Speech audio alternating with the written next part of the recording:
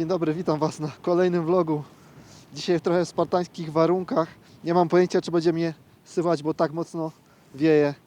Dzisiaj startujemy od dosyć pokaźnej atrakcji, bo wchodzimy na Galdhøpigveggen. Jest to najwyższa góra w Norwegii oraz Skandynawii. Przewyższenie to jest około 700 metrów. Idziemy tutaj z schroniska, z przewodnikiem przez lodowiec, z zabezpieczeniami. Jest to podobno dosyć nietrudna wycieczka, ale może być w miarę niebezpieczna, dlatego jest potrzebny przewodnik. Powinno nam to zająć około tam i z powrotem 7 godzin. Jest turbo zimno, mega wieje. Mam nadzieję, że to przetrwamy. Jest to również korona Europy, jeśli chodzi o szczyty. Szczyt ma 2,5 tysiąca, niecałe 2,5 tysiąca metrów. Tak więc nie przedłużając, żeby tutaj mnie nie zwiało, zapraszam do oglądania.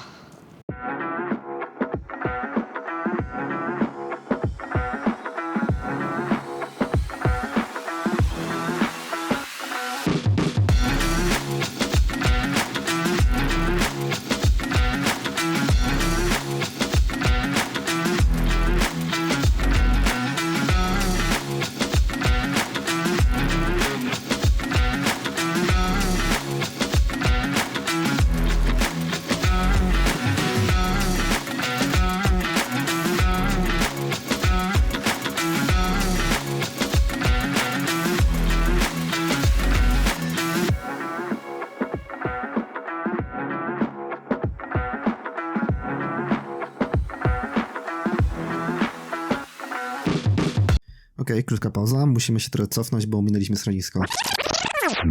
Ania postanowiła, że zamówi nam 2 kawy plus czekoladę, no i takiego norweskiego hot doga. Z tym, że chciałem podkreślić, że na szlaku i schronisku nie było toalety. A to nie były jedyne napoje, jakie piliśmy. Tak więc możecie domyślić się, jakie były konsekwencje tej decyzji. Okej, wróćmy z powrotem na szlak.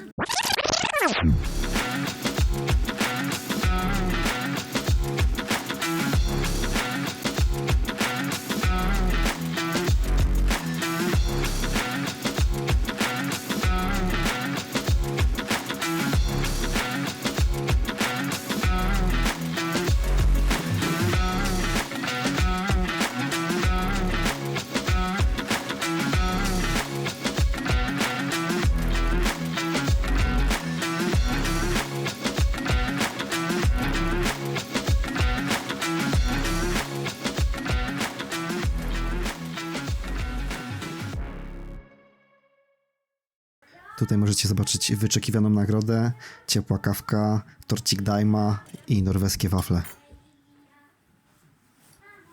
I zeszliśmy, więc można uznać to za zaliczone. Ogólnie było mega spoko, było mega fajnie.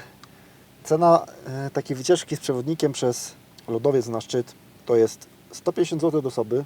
Moim zdaniem bardzo spoko cena. Za to, co widzieliśmy i za te przeżycia warto. Moim zdaniem spoko. To jest bardzo fajna opcja, więc jakby ja mogę bardzo polecić. Warunki były dosyć ciężkie, w sensie same wejście nie było problematyczne, nie było jakoś bardzo ciężkie i technicznie trudne. Suma wyniesienia wyszła około 900 metrów. Miało wyjść troszkę mniej, ale nasz zegarek policzył te 9 stówek. Ale warunki pogodowe były na tyle, że tak powiem, intensywne. Cały czas walił śnieg po twarzy.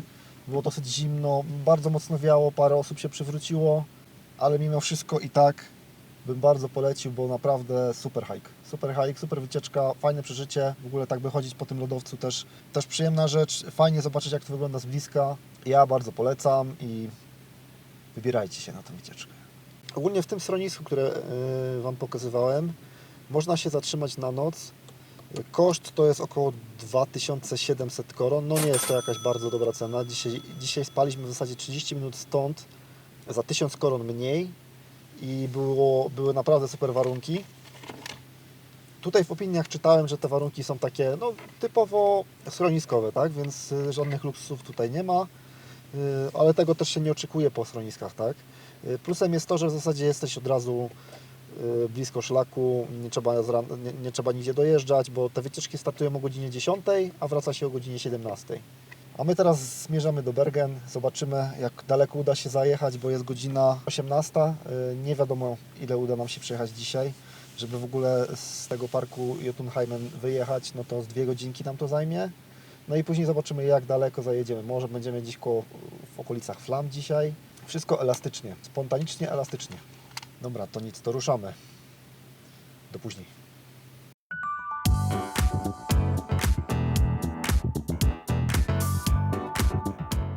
W tym miejscu przejeżdżaliśmy przez najdłuższy drogowy tunel na świecie. Ladal, bo tak się nazywa i ma długość 24,5 km. Jest on podzielony na 4 sekcje specjalnymi komnatami, które są oświetlone w bardzo ciekawy sposób. A zrobiono to po to, żeby odciążyć kierowców i przerwać monotonię w tak długim tunelu. A uwierzcie mi, jadąc nim ma się wrażenie, że on się nie kończy. Jako że wczoraj było bardzo późno, to znowu nie szukaliśmy niczego specjalnego. W pobliżu jakichś tam miasteczek jest trochę z tym problem. Ludzie mieszkają, więc tam jakoś bardzo dużo takich spokojnych miejsc do spania nie ma. Więc musieliśmy sobie wjechać kawałek dalej, nad miasto, nad miasteczko. No i znaleźliśmy pierwszy lepszy taki po prostu punkt parkingowy tam na znaku. I zaparkowaliśmy tutaj. Kompletnie nie wiedzieliśmy właśnie, że jest ta toaleta, która wygląda nieźle. No i że jest taki widok. Tu jest w ogóle zaraz punkt widokowy. Ja go zaraz sprawdzę, jak on wygląda. No i spaliśmy w zasadzie na parkingu. Tutaj jest, jak widzicie, beton, samochody, kampery, więcej samochodów. Ogólnie parking jest dosyć tłoczny. Cały czas przetwarzają się tutaj samochody, zmieniają się jeden z drugim, bo przez ten punkt widokowy, myślę, i przez toaletę. Ale widok tutaj z każdej strony jest nieziemski. Zaraz puszczę chyba drona i polatamy tutaj.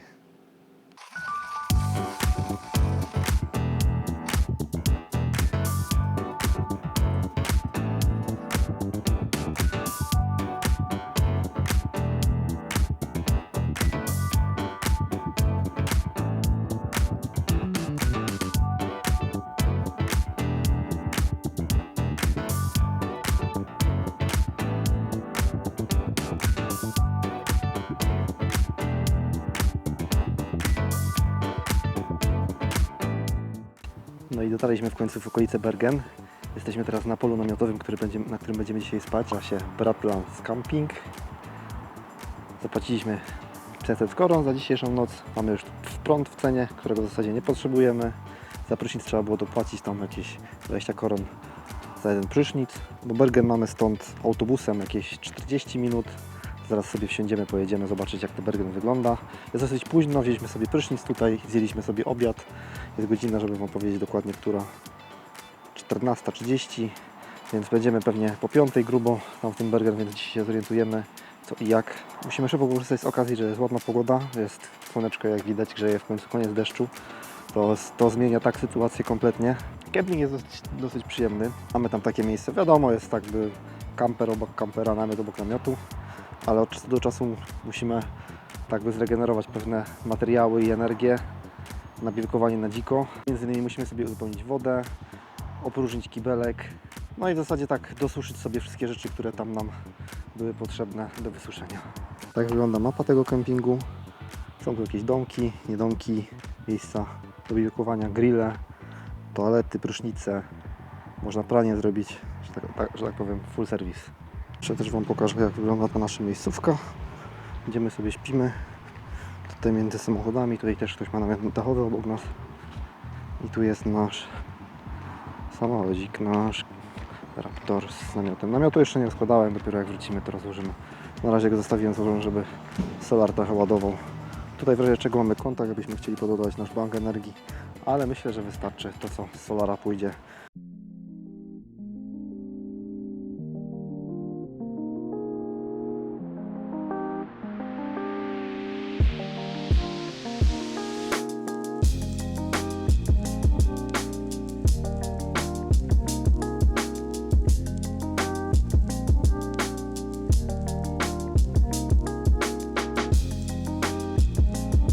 No i w końcu trafiliśmy do Bergen. Pierwsze większe miasto, które widzimy. Tak naprawdę Bergen jest drugim największym miastem w Norwegii. Prawie 300 000 mieszkańców. No i od razu to widać, jest tutaj gęsto w ludzi.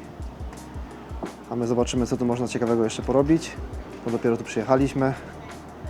No i czas na zwiedzanie.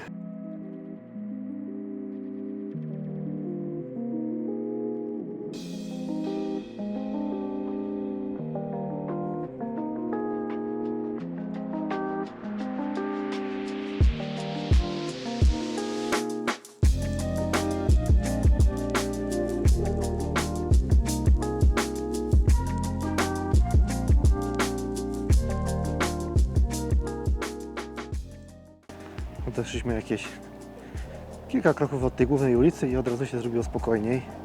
Więc w zasadzie wszyscy ludzie to głównie tłoczą się na tej głównej ulicy, a teraz mamy trochę spokoju z powrotem.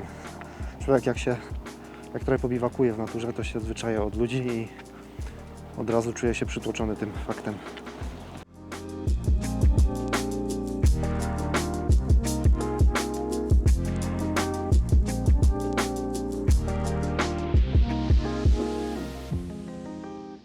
Co kraj to obyczaj, podobno w każdym kraju McDonald's jest taki sam, ale jednak nie do końca.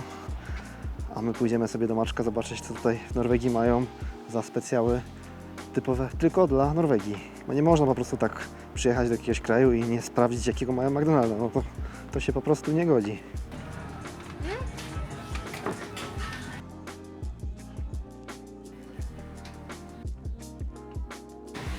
No tak, mamy zwykłe fryteczki, mamy fryteczki z batata też, zwykłe frytki. Te frytki z batata trochę miękkawe, nie są takie super chrupkie. Zamówiliśmy też taką kanapkę El Maco Beef. Są tu jakieś chipsy, naczosy wyglądają to na naczosy, zwykły kotlet i taka broszka standardowa do maka. Zaraz sprawdzimy, czy to dobre. Ania w zasadzie zamówiła taką samą kanapkę jak ja, tylko że z kurczakiem. W sumie, że tak naprawdę za wszystkie rzeczy, co tutaj zamówiliśmy, zapłaciliśmy, już Wam dokładnie mówię, 354 korony, czyli w zasadzie wyszła to 100 zł, równe polskie 100 zł. Więc wydaje mi się, no nie ma tak źle, w sensie tak by indeks cenowy w porównaniu do polskiego maka jest bardzo podobny, nieduże różnice, wiadomo.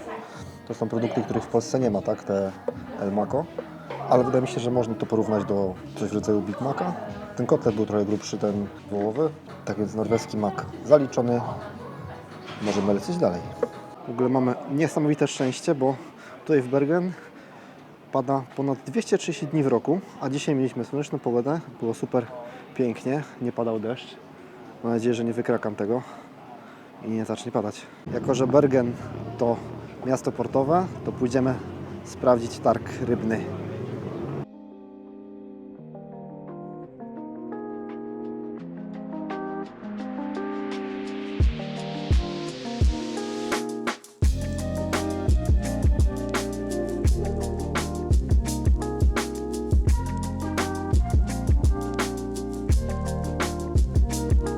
Powiem szczerze, zaczynam powoli żałować tego maka, bo te street foodowe rzeczy tutaj z owoców morza i ryb, chociaż nie jestem wielkim fanem, ale po Maderze trochę zaufałem w te owoce morza i myślę, że mógłbym znaleźć tutaj coś mega dobrego. Może niebo na to nie wskazuje, ale jest już 21, więc będę kończył już tego vloga. Chcielibyśmy tu spędzić więcej czasu, ale niestety terminarz mamy napięty i trzeba lecieć dalej. Jest tutaj na pewno jeszcze dużo ciekawych rzeczy do zwiedzenia. Tak więc dzięki bardzo za oglądanie i do następnego.